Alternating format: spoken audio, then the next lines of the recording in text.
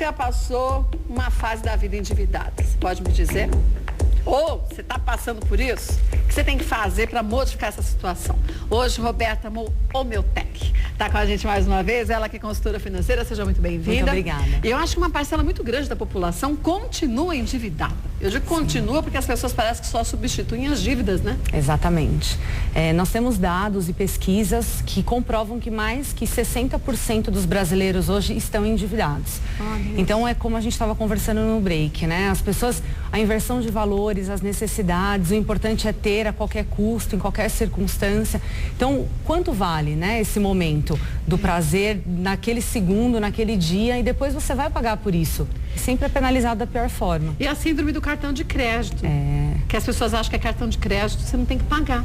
É só uma tarjeta mesmo. Exato. Mas e depois, quando vem? Exatamente. Não é? É a sensação do bem-estar momentâneo, né? Você passar o cartão te dá aquela sensação de eu posso, eu gasto, e você não abre a carteira. Eu costumo brincar assim, abra a carteira e pague com R$100. Porque aquilo vai durar, vai doer muito mais. É verdade. Agora, R$100 dura na carteira. Agora, você passar o cartão de débito, você não vai mensurar a quantidade, né? Ou então empréstimos, como é a dúvida aqui da Josiane do Jardim São Paulo, diz que fez o empréstimo e não tem como pagar. O banco é obrigado a renegociar essa dívida? Quer dizer, o banco já cobra valores mais do que altos e inadequados por alguns empréstimos? O que acontece, Kátia? A partir do momento que a pessoa, o consumidor, né, como cliente, ele assinou esse contrato, pressupõe-se que ele tenha lido. Mas em muitos casos, até por conta da linguagem que os bancos utilizam, as pessoas não se atentam a isso. Nem entendem, né? Exatamente. Então, o que acontece? O banco, ele não é obrigado a fazer nenhum tipo de negociação,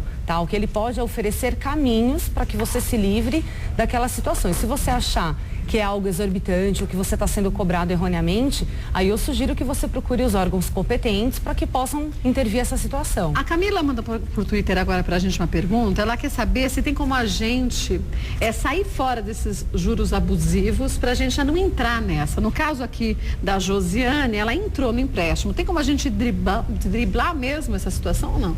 Você diz sair do empréstimo, por exemplo? Não, por exemplo, vou fazer um empréstimo. Eu sei que o banco A cobra 11%.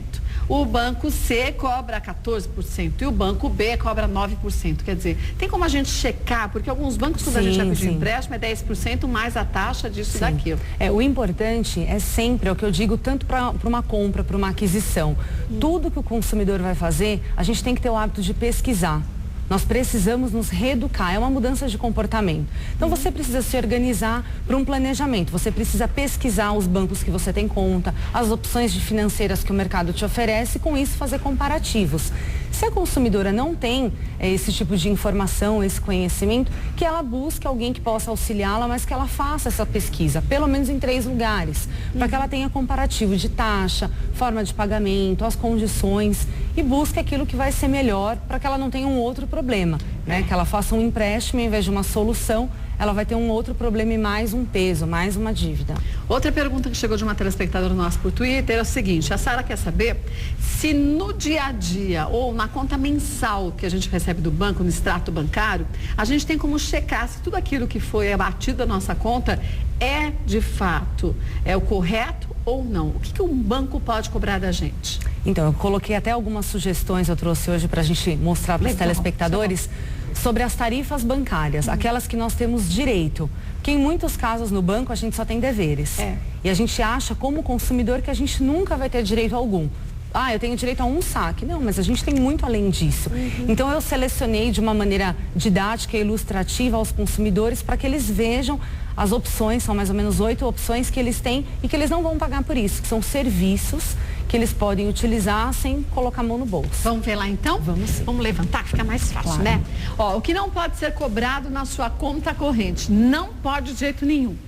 Vamos ver. Olha, então, inclusive, Kátia, tem, segundo a resolução 3.519 do Banco Central do Brasil, que consegue nos dar esse respaldo em relação a esses 8 serviços que a gente não tem a cobrança e o banco tem que nos oferecer. Então, vamos ver quais seriam eles.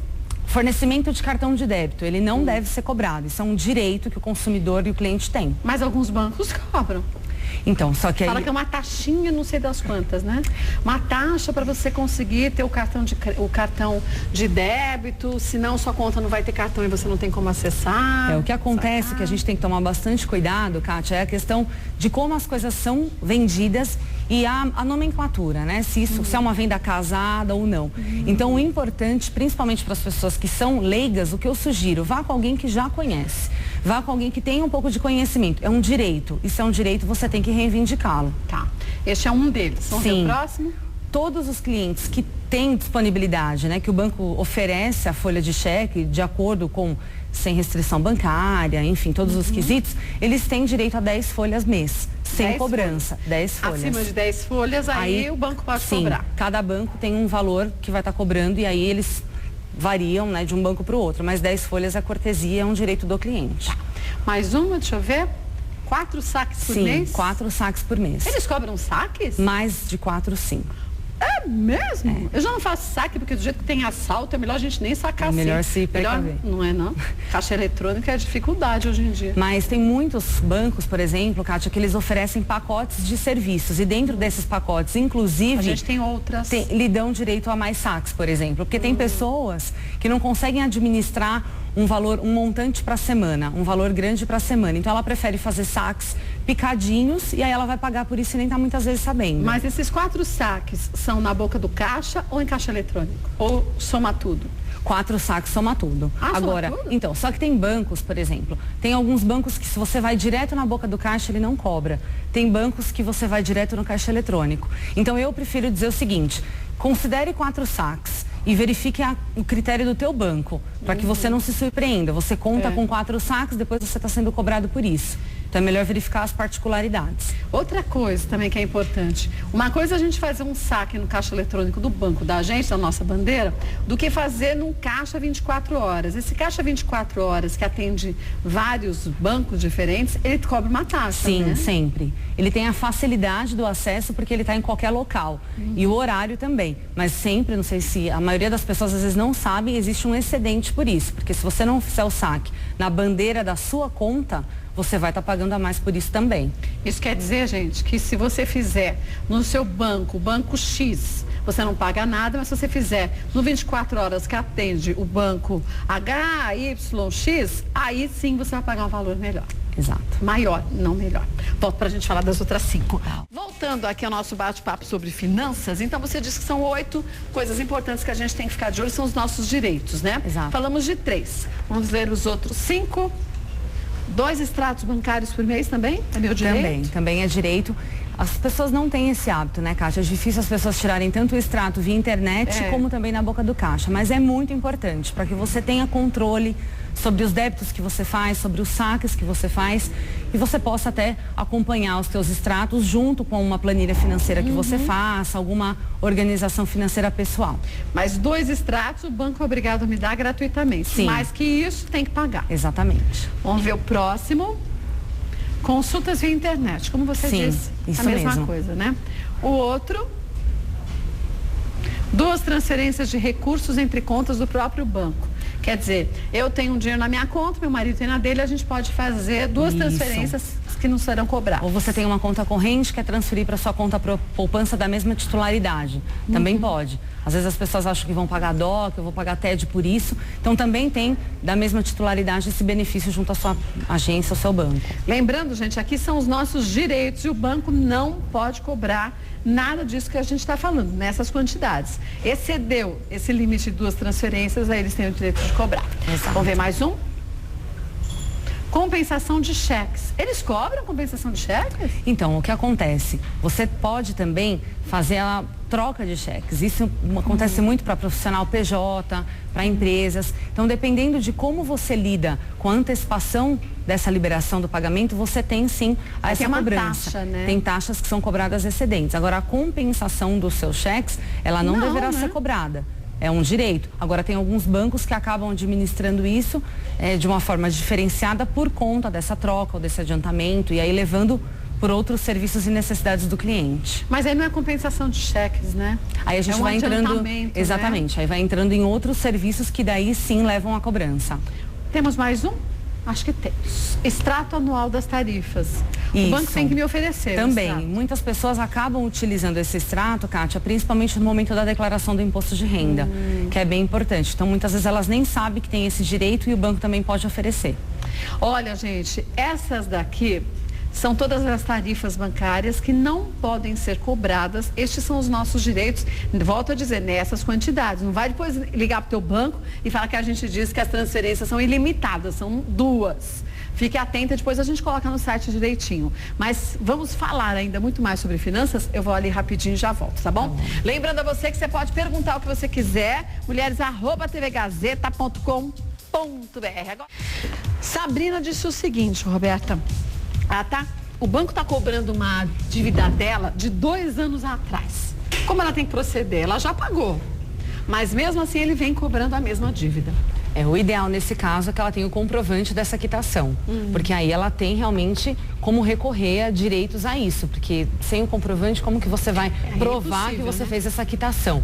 Então, se você pagou, então busque meios, né? Extratos bancários, comprovante de depósito, você tem que buscar algum documento que comprove que você realmente cumpriu com e honrou esse seu compromisso. Se não tiver um comprovante, não tem como você... Aí você não tem como... porque mesmo que você leve aos órgãos competentes ou a um advogado, você precisa de documentos, porque é a sua palavra contra a instituição. Outro, né? Exatamente. Mas normalmente quando a gente faz esse tipo de acerto, até no extrato bancário vem, né? Sim, e se for um acordo, a própria empresa pode ter enviado para a casa dela uma contraproposta e ela deu um ok e fez a quitação disso. Então pode ser que ela tenha esse documento. Normalmente a gente tem que guardar esse tipo de documento por quanto tempo? Eu sugiro que 5 anos. 5 anos, sim, né? 5 anos é o ideal. Porque separa todas as contas, a gente nunca sabe, né? O dia de amanhã. Então, alguém vem te cobrar, você já tem os comprovantes. Dentro de 5 anos, você fica tranquilo e evita qualquer tipo de problema, transtorno. E fica tranquilo em relação a isso. Mas o banco é obrigado a te dar um extrato retroativo se você pedir, não é? Se você pedir, sim. Agora, vai de acordo também, por exemplo, se ela lembra que agência que ela pagou, onde ela pagou, qual era o banco, e se ela fez um depósito na boca do caixa, aí não vai lembrar, por exemplo. Então vai depender da situação que ela teve naquele momento. Isso sem dizer que depósito na boca do caixa hoje em dia também passa a ser um perigo, né? Tem bandido que fica pescando no final de semana, vocês sabiam disso? É pesca mesmo, com linha de pesca e tudo. Fica no caixa eletrônico pescando os envelopes. Aí você foi lá, postou que você depositou um envelope com uma X quantia e no fim, quem vai provar que você depositou mesmo? O ideal é que você faça o depósito direto na boca do caixa e já identificado. Ou faça a transferência via internet para você se precaver e evitar problemas e transtornos futuros. O João Roberto de Jabaquara diz o seguinte: a financeira tem como saber que um dia tive o nome sujo? Caso seja do mesmo grupo.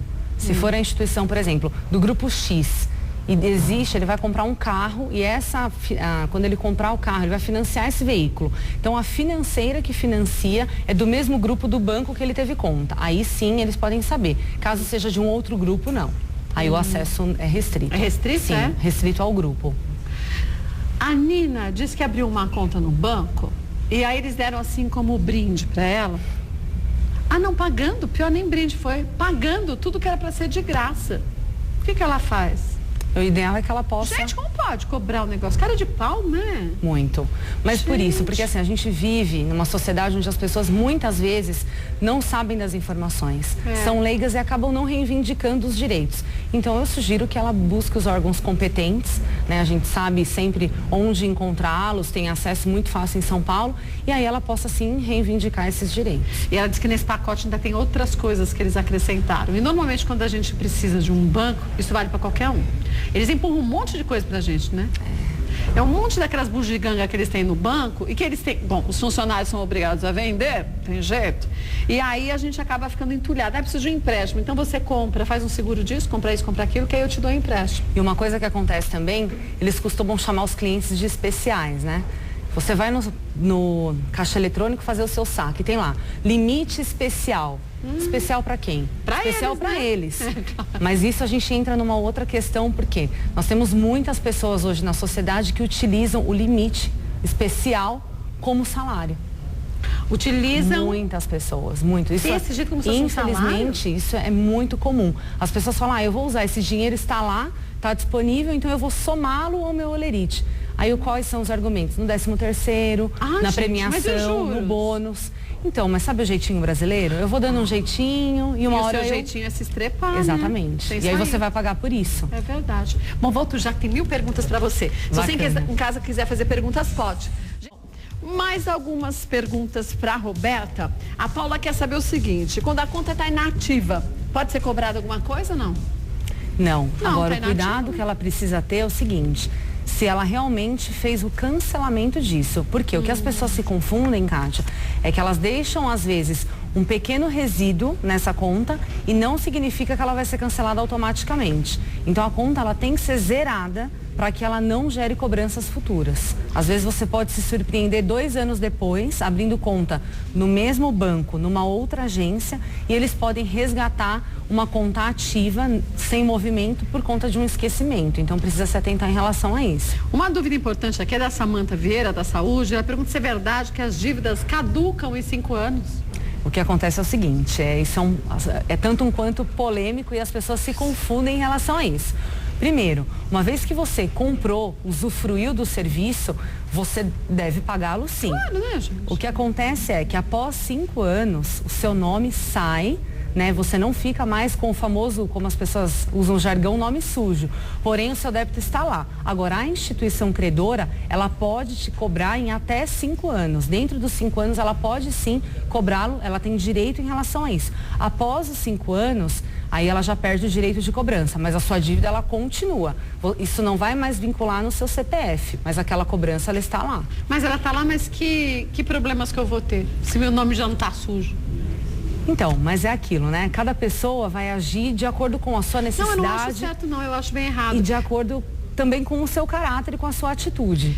Porque às vezes a gente fala assim, mas depois ninguém vai ficar sabendo mesmo, mas existem formas, a gente sabe, de algumas empresas, quando a gente precisa, por exemplo, fazer um empréstimo maior na compra da casa própria, quer financiar um carro, que isso vai aparecer lá. Aquele famoso ditado da vovó, nada é encoberto. E mentira tem perna curta. Então, dependendo do teu futuro, o brasileiro acaba se condicionando a resolver os problemas de uma maneira imediata, sem pensar a longo prazo. Então, e quando você tiver que resolver a sua previdência, um financiamento bancário, financiamento de um apartamento, poxa, é aquilo que lá atrás eu tentei me esquivar. E aí você vai ser penalizado de uma forma muito pior. E a gente não tem que fazer com os outros o que a gente não gostaria que fizessem com a gente. Exatamente. É um termo bem antigo, mas bem atual mesmo. Verdadeiro. Temos mais ali algumas dicas? Vamos passar então? Tá aqui no computador? Você vai ter que mexer aqui, né? Aqui? Das tarifas? Então deixa eu sentar aqui de novo. Eu achei que fosse lá. Deixa eu ver. Quais são as tarifas? Nós colocamos as diferentes taxas bancárias. Não está entrando, não? Entre os 5 maiores bancos. Vamos lá. 5 maiores bancos? Tem diferenças gigantes, não tem? Tem. Às vezes, Kátia, a diferença não é tão grande num montante, né? Mas se você for somando picadinho, uma taxa, a diferença... E outra, né? Então, por exemplo, a gente colocou aqui os 5 principais bancos, né? Então, você realizar a transferência. Então, varia-se de R$1 a R$1,30. Poxa, mas 30 centavos, 50 centavos, mas quantas transferências você realiza? A cada coisinha que a gente faz uma diferença dessa. Então, a gente precisa estar se reeducando. Por quê? Porque essas coisas pequenas, elas fazem diferença no nosso orçamento, sem sombra de dúvida. Se faz diferença para o banco, faz diferença para a gente. Com certeza. Mais ainda, né? Por exemplo, fazer também transferências de caixa eletrônico, né, internet. Então varia de 80 centavos, a R$1,10. Então isso também é importante se atentar. Vamos lembrar de uma coisa, banco precisa de cliente.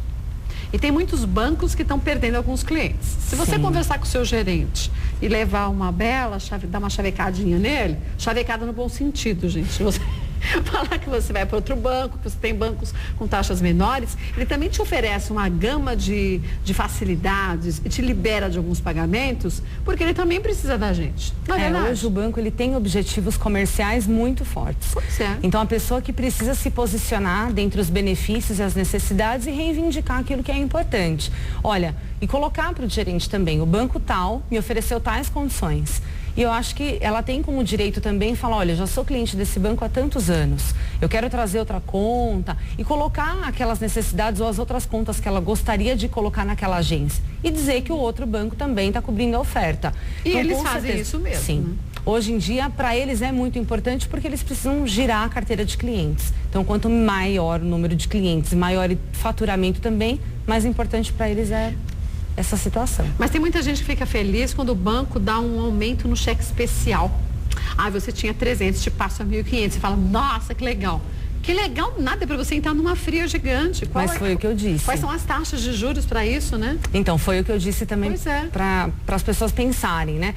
Eles sempre vão colocar ao lado de que você é especial, de que você merece, como se fosse um presente. Se a pessoa realmente não tem a consciência do quanto ela pode gastar e até onde ela pode ir com o orçamento dela, ela acaba sim se confundindo, se perdendo e utilizando o limite especial como parte integrante da renda.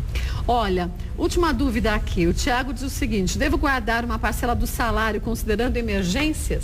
Sem sombra de dúvidas. Isso a gente nunca sabe, né? Um remédio, uma doença, algo que pode acontecer. Então é importante que você guarde. Mas guarde quanto, Roberta? Que você guarde pelo menos 10% do seu salário. 10%? Né? O mínimo que você guarde, ele faz diferença. Porque numa urgência, para onde você vai recorrer? Para o banco. Né? Se você tiver o crédito e se você não tiver essa linha de crédito. Então é importante, deixe o dinheiro em casa, numa caixinha, desde que você o tenha e consiga se controlar e se organizar com essa reserva. Porque a emergência, gente, o nome já diz, é numa hora que a gente não espera e que a gente tem que ter um dinheiro. Exato. E as pessoas deixam sempre a conta quase no roxo, nem no vermelho. Quem dirá tem uma sobra também. Exato. Por menos que se ganhe, tem que deixar um tanto guardado. Não precisa. E é uma questão de comportamento, mudança de atitude e reeducação. Você começa um mês guardando um pouquinho, depois você vai se incentivando, você se motiva em ver que você é capaz e que o dinheiro está na conta ou está em casa, onde você achar melhor, desde que você guarde, você se estimula a sempre estar tendo a sua reserva. Olha, claro que a Roberta Omeutec vai voltar mais vezes, mas vou te contar o seguinte: a cada 15 dias ela está aqui, mas a partir do ano que vem, o que a gente vai fazer? A gente vai fazer uma consultoria diferente com a Roberta Omeutec, que é consultora financeira. O que ela vai fazer? Acho que você nem sabe disso ainda, né? Surpresa! Então pode falar. Presente de Natal adiantado. Presente de Natal. A gente vai, e as pessoas têm pedido bastante, a gente vai pedir para a Roberta ir até a sua casa, porque assim você mostra, ela te ensina a fazer de uma forma simples, gente, o controle do orçamento doméstico, mediante a dificuldade e mediante o que aquela família precisa, porque as nossas necessidades são distintas. Sim, com certeza. Né? E as pessoas podem aproveitar também disso a partir do ano que vem, para você também poder explicar seu problema, mas mais do que isso, para você ter uma orientação direcionada à sua necessidade. Isso mesmo. Gostou da ideia? Muito, contem comigo. E assim, o que eu quero aproveitar também é a primeira participação na outra quinzena. Eu tive vários telespectadores que escreveram, então fiquem à vontade, né? Buscando os nossos contatos, eu esclareço as dúvidas, fico à disposição, é importante ajudar e as pessoas terem a consciência com o uso, por favor, como conselho, o 13º. Nossa, nem se fala. Fica a dica para a próxima quinzena. Vamos falar sobre o 13º. Olha, e você de casa, acessa o site para você conhecer um pouco mais do trabalho da Roberta Omeutec, que é www.omeutec.com.br. Só para você entender, o meu com L, teste, T-E-C-H, para você encontrar direitinho.com.br e o e-mail roberta@omeutec.com.br. Se você quiser, então, participar a partir do ano que vem dessa forma diferente de consultoria pessoal, você manda para o nosso site, nosso e-mail, mulheres@tvgazeta.com.br. No título, você coloca consultoria financeira pessoal. E aí você conta a sua história direitinho, em detalhes, para a gente poder passar para a Roberta e ela poder te ajudar, tá bom? Combinado. Obrigada. Ótima a você. Ótima semana para você. Igualmente, até a próxima. Nas dicas, viu? Muito Obrigada. bom. Obrigada. Tchau, viu? tchau. Muito bom.